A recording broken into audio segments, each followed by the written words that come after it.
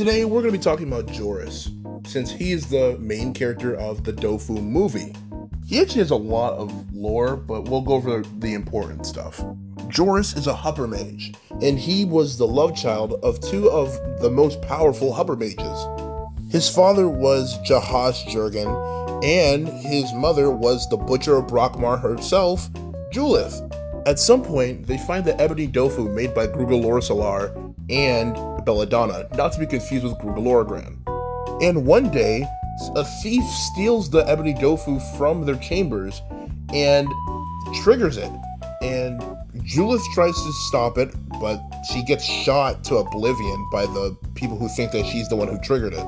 Which made Jahash, who is the king, have to step in, which made him die in the incoming explosion.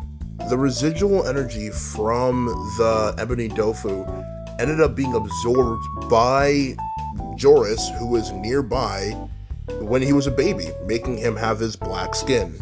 At some point, he was taken in by the Ecaflip demigod, Carib, and from then on, he had a pretty normal life. He lived just within the city of Banta. He even got to meet his idol, who would eventually become his best longtime friend, Carcass.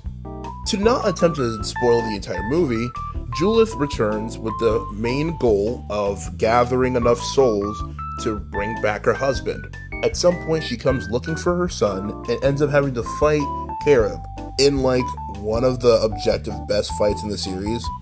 But basically, she does eventually end up winning, and she figures out where Joris is hiding, where Carib eventually has to shield him with his body, dying in the process. Luckily, since he's the demigod of essentially a cat god, he is able to come back to life 9 times. Which from this point forward actually makes Carib Joris' son, which is kind of trippy because originally Joris was Carib's son. And as it stands, I'm already saying too much about the movie. Go ahead and watch Dofu on Daily Motion, okay? Okay, it's a good movie. That's all I'm gonna say about it. Basically, though, after the movie, he becomes a major hero and a politician. He has political ties all across the world of Wakfu. And he's also immortal, basically due to the fact that he has a bit of dragon magic inside of him. He can functionally live forever. By the time that he shows up in the Wakfu series, he's already 600 years old. Hopefully we do actually get some lore for him in Welsh and Shadar, which still hasn't come out in the past 11 years, but it's coming out soon, surprisingly. But at least by modern era, Joris is pretty much completely aligned with the Sedita Kingdom. He doesn't even really go to Banta like that anymore. But yeah, that's most of the important stuff for Joris. He shows up a lot, but most of the time he's supporting cast. Luckily enough for the Joris fans out there, he should be becoming relevant soon, especially in the current Wakfu manga that's supposed to be leading into the events of the Waven era, because Grugalorasalar is actually back in the series, as well as Julith, who recently got revived.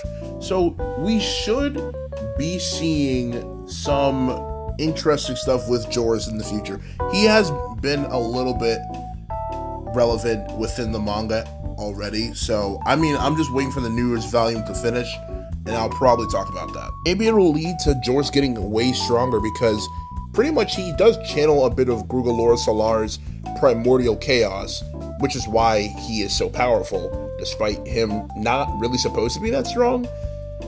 So maybe he'll just get stronger, because he's gonna probably absorb more of Grugalorasalar's essence.